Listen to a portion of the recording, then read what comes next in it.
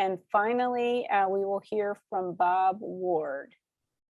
Mr. Ward, are you with us? I thought I saw you earlier. I am here.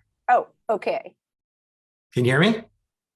Oh, there you are. Okay, yes, I can see you and hear you. Awesome. You have 3 minutes, Mr. Ward. Thank you. I'm Bob Ward, member of the Ward 3 Task Force and a resident of Cleveland Park. When the task force convened, nearly all of us agreed with the view that ANC should be centered around population centers, and where that was not the case, we would make adjustments. We heard similar comments from members of previous task force who not only encouraged our work, but saw it as part of their unfinished business.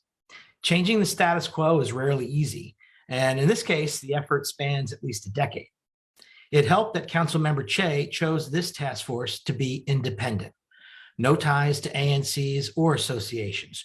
We were empowered to do the right thing. We did it with transparency, clear principles, and guidance laid out by the law. No shortcuts. The centerpiece of our work is the creation of the new ANC at the heart of the ward, ANC 3A, an area that had been treated as an afterthought by the several ANCs covering it. It's about time these residents will have an ANC that is focused on their issues.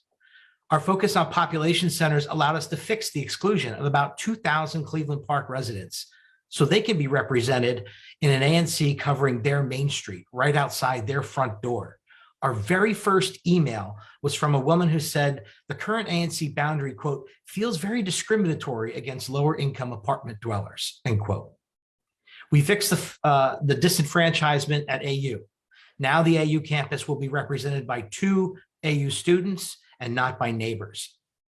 And while ANCs can be of any size, each ANC gets the same great weight regardless of size. So we rebalanced the size of commissions across the ward from a range of 5 to 10 districts to a range of 6 to 8 districts.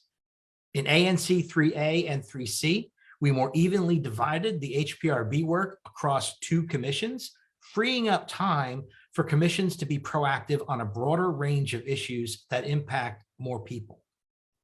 We've heard some shocking hyperbole by people upset by our work, that our maps would endanger police and fire service, for example. The task force rejected such nonsense, and so should the council. The idea that ANC borders, like some impenetrable wall, define the only space where your voice can be heard and where your ANC can weigh in has no basis in either the law or reality.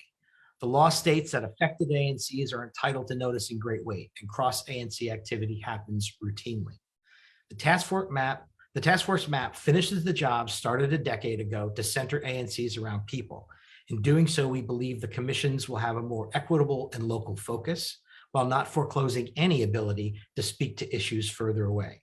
It's been a privilege to serve alongside my fellow task force members, each of whom brought a seriousness of purpose and dedication to the job. And I hope the subcommittee and the council will support the work of the task force, and I'm happy to answer any questions. Thank you.